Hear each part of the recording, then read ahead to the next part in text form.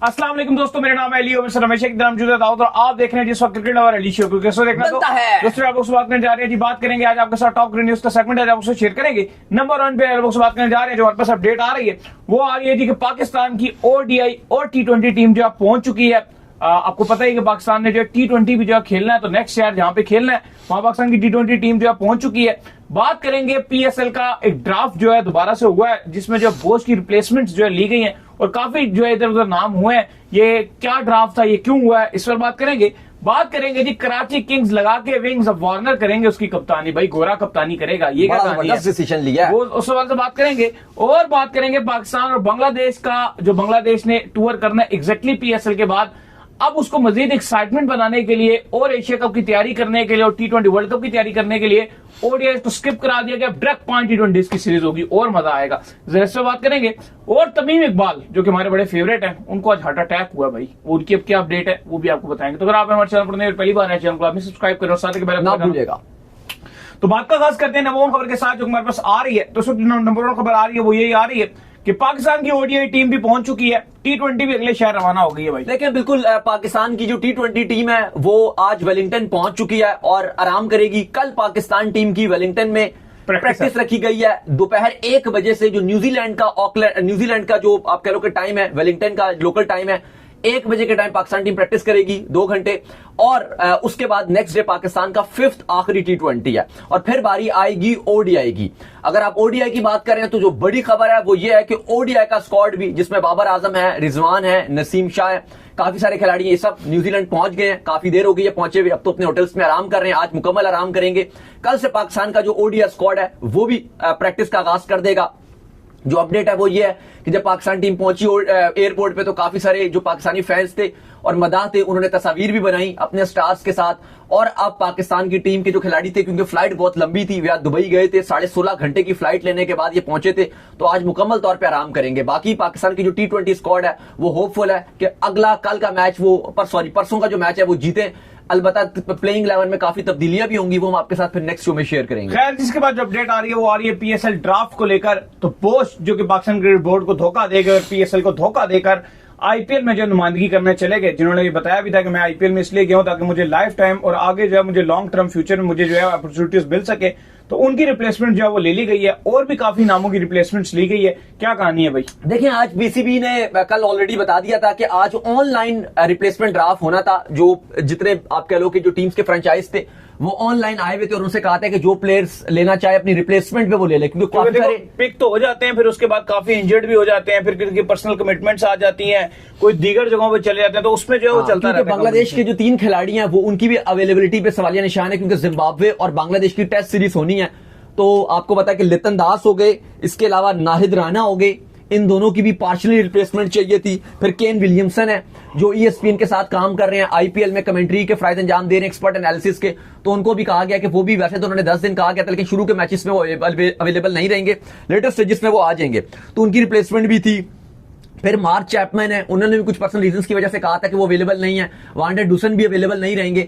और बोश आपको पता है वो तो वैसे ही पूरा का पूरा IPL खेलने के लिए पहुंच गया PSL का कॉन्ट्रैक्ट कैंसिल करके, तो इनकी रिप्लेसमेंट ले ली थी। अलबत्ता सबकी रिप्लेसमेंट तो अनाउंस नहीं की गई है, लेकिन पेशावर ज़ल्मी ने कार्बन बोश की रिप्लेसमेंट पे साउथ अफ्रीका के ही जॉर्ज लिंडे, इनको ले लिया गया। ये भी एक अच्छी रिप्लेसमेंट है। अगर आप देखें तो शानदार खिलाड़ी हैं जॉर्ज लिंडे, बैटिंग भी करते हैं, बॉलिंग भी भरपूर बेहतरीन किस्म के गेंदबाज हैं, तो अच्छी रिप्लेसमेंट ली है। वैसे भी शायद बोश यहां पे इतना अच्छा रोल अदा ना कर पाते पाकिस्तानी कंडीशन में, लेकिन उम्मीद की जा रही है कि जॉर्ज लिंडे हैं वो बेहतरीन खेलेंगे।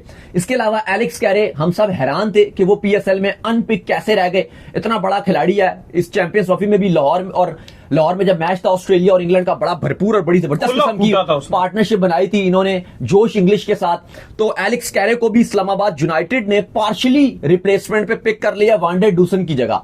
एक तो इस्लामाबाद यूनाइटेड में अब एलेक्स कैरे आ गए हैं, पेशावर ज़ल्मी में आ चुके हैं जॉर्ज लिंडे, और जो बाकी जो प्लेयर्स हैं उन्होंने अभी तक अपनी जो है वो टीम्स ने उनकी रिप्लेसमेंट अनाउंस नहीं की। जैसे नाहिद राना है, पेशावर ज़ल्मी ने इनके लिए पार्शियली रिप्लेसमेंट किसी को अनाउंस नहीं किया। लितन दास कराची किंग्स के पास था, उन्होंने भी कहा कि हम बाद में देखेंगे, फिलहाल अभी हमें कोई रिप्लेसमेंट नहीं चाहिए। केन विलियमसन भी कराची किंग्स के पास था, सप्लीमेंट्री कैटेगरी में पिक किया था, उन्होंने भी कहा कि हम कोई रिप्लेसमेंट नहीं लेंगे। और कोयटा ग्लैडिएटर्स ने मार्क चैपमैन को प्लैटिनम कैटेगरी में पिक किया था, बड़े जबरदस्त खिलाड़ी है मार्क चैपमैन, तो उनको भी और उनकी भी रिप्लेसमेंट के तौर पर किसी भी खिलाड़ी को पिक नहीं किया गया। तो ये कह रहे हैं जी कि हम बाद में देखेंगे और जरूरत पड़ेगी तो फिर बाद में इनकी रिप्लेसमेंट ले लेंगे, फिलहाल अभी हम कोई रिप्लेसमेंट नहीं ले रहे। बिल्कुल। इसके बाद जो अपडेट आ रही है वो आ रही है जी वार्नर को लेकर। तो कराची किंग ने जो एक बहुत अच्छा डिसीजन लिया, क्योंकि कराची की जो फ्रेंचाइज है वो डे बाय डे जो है वो नीचे की तरफ ही जा रही थी। कभी वो किसको पिक कर रहे थे, कभी वो शान मसूद को ले आते थे, कभी क्या कर रहे थे, कभी क्या कर रहे थे, लेकिन जो उनकी फ्रेंचाइज है वो उठने का नाम ही नहीं ले रही थी। और बड़ा लंबा ही अरसा हो गया, हमने कोई देखा होगा कराची किंग लगा के विंग कुछ ट्रॉफी उठा ले, कुछ कर ले। तो कराची किंग्स ने जो है डेविड वार्नर को जो है कप्तान बना दिया, जिससे ये होगा कि इनकी फ्रेंचाइज जो है वो एक बार दोबारा से उठकर सामने आएगी इस पीएसएल में। देखिए बहुत बड़ा डिसीजन है, क्योंकि जब आप ऐसे बड़े नाम को अपना कप्तान बना देते हैं, देखो रिजल्ट्स आप बोलो कि शायद उनको टीम का पता नहीं होगा, कौन सी आपकी स्ट्रेंथ है, वीकनेस है, ईटीसी, वो एक बात की बात है। वो आपके साथ बहुत सारे कोचेस हैं, बहुत सारे लोकल प्लेयर्स हैं, वो आपको बता देंगे। लेकिन जो आप ये एक बड़ा नाम को कप्तान बनाते हो ना, उससे ना सिर्फ आपकी फ्रेंचाइज की बहुत ब्रांड वैल्यू बढ़ जाती है, एक हाइप पकड़ जाती है, एक्स्ट्रा उसकी फैन फॉलोइंग बढ़ती है और बहुत फायदा होता है फ्रेंचाइज क्रिकेट में। हमने देखा है कि लाहौर कलंदर की भी कोई इतनी अच्छी खास फैन फॉलोइंग नहीं थी जब स्टार्ट हुआ था, अजहर अली को कप्तान बनाया हुआ था। लेकिन जब उन्होंने एबी डिविलियर्स के साथ गए या ब्रेंडन नहीं, मैं कप्तान की बात करूं, या ब्रेंडन मैकलम को जब कप्तान बनाया, बड़े नाम भी वो लाए ना। लेकिन जब मैकलम को कप्तान बनाया उसके बाद आप देखो कि टीम कितनी ऊपर उठ गई थी, कितनी हाइप बन गई थी। लोग कहते थे खाली हम मैकलम की वजह से चाहते हैं कि ये टीम ट्रॉफी उठा ले, या एबी डिविलियर्स की वजह से सिर्फ चाहते हैं कि ये पीएसएल उठा लें। लेकिन दोनों अनफॉर्चुनेट रहे, ट्रॉफी नहीं उठा सके। तो ये बहुत बड़ा डिसीजन लिया। शान मसूद को कराची किंग्स ने कप्तानी से हटा दिया है और अब डेविड वार्नर जो कप्तानी बड़ी बेहतरीन करते हैं, हमने उनकी कप्तानी की अग्रेसिव झलक आईपीएल में भी देखी है, सनराइजर्स हैदराबाद की तरफ से कप्तानी किया, ऑस्ट्रेलिया में भी वो वाइस कप्तानी करते रहे हैं, कप्तानी भी किया, लेकिन वाइस कप्तानी का उनको परमानेंट रोल दिया गया था। और इवन ये कहा जाता है कि वो कप्तान भी बन जाते हैं। लेकिन वो जो सैंड पेपर का इंसिडेंस हो गया था साउथ अफ्रीका के अंदर, उसके बाद से इनके ऊपर पाबंदी लग गई थी कि ये अब ऑस्ट्रेलिया की कप्तानी कभी नहीं कर सकेंगे। लेकिन जितना ऑस्ट्रेलिया के लिए खेले हैं और जो कभी भी हमने इनको देखा है, बड़ा लीडरशिप रोल में तो लीडरशिप रोल में इनके ऊपर पाबंदी लग गई थी। बड़ी हैरानी वाली बात थी, काफी लोगों ने इस पर सवाल भी उठाया था कि चलो स्टीवन स्मिथ कप्तान थे उस दौरे पे, ये तो वाइस कप्तान थे, उनके ऊपर लिमिटेड पाबंदी लगाई थी जो आपके स्टीवन स्मिथ के ऊपर, और अभी एमएस ट्रॉफी में भी कप्तानी कर रहे थे और बाद में भी उनको वाइस कप्तानी बना दिया गया था। लेकिन इनके ऊपर फुल ताहयात पाबंदी लगा दी थी डेविड वार्नर से। असल में वो मसला हुआ था। हाँ, ये बुनियाद इन्होंने पंप अप किया था। वो क्या इंसिडेंस है वो हमने आपको काफी बार बताया। अभी उसकी तरफ नहीं जाते तो ज्यादा बेहतर होता है। वो इनकी वाइफ को लेकर कोई मामला खराब हो गए थे, तो आपको पता है कि साउथ अफ्रीका का जो क्राउड है वो उसने उस जो इनका एक्स बॉयफ्रेंड था उसका मास्क पहनकर सारा ग्राउंड जो है, ग्राउंड में स्टेडियम में वो पहुंच गए थे। फिर बड़ी वो लड़ाई शड़ाई चल गई थी, ड्रेसिंग रूम में धक्के मुक्के चल रहे थे। खैर उसके ऊपर किसी और दिन बात करेंगे, लेकिन बहुत कंट्रोवर्शियल। बहरहाल टॉपिक पे आते हैं। डेविड वार्नर को कराची किंग्स ने अपना कप्तान बना दिया। वैसे अगर आप देखें तो बाकी तो सारे ही टीम्स के लोकल कप्तान हैं, सिर्फ कराची किंग्स के फॉरेन कप्तान है इस बार। लेकिन मजा जरूर आएगा क्योंकि एक बेहतरीन चॉइस कराची किंग्स ने किया।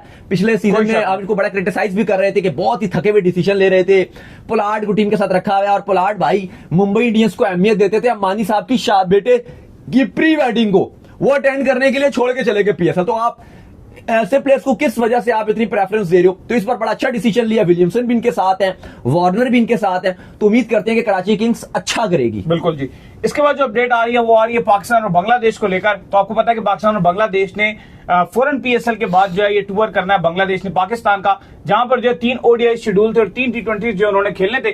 तो अब इन दोनों बोर्ड ने जो आपस में एक दूसरे को कॉन्फिडेंस में लेकर इस सीरीज को जो है कन्वर्ट कर दिया और इसको 5 टी20 की सीरीज कर दी गई है। और रीजन ये बताई गई है कि पाकिस्तान और बांग्लादेश दोनों ने आगे जो है वो एशिया कप खेलना है जो कि टी20 फॉर्मेट में है, फिर दोनों ने जो वर्ल्ड कप भी खेलना है वो भी टी20 फॉर्मेट में है। तो इन दोनों इवेंट के लिए जो पाकिस्तान और बांग्लादेश दोनों को तैयारी करनी है। तो जितने मैक्सिमम टी20 मिल सकते हैं वो पाकिस्तान को मिलने चाहिए। तो बहुत अच्छी बात है राहुल, मुझे तो अच्छा लगा ये बताएं। देखिए बिल्कुल, अगर आप करंटली रैंकिंग देखें पाकिस्तान की तो टी20 में नंबर 7 है और बांग्लादेश की अगर आप टी20 की रैंकिंग की बात करते हैं तो नंबर 9 है।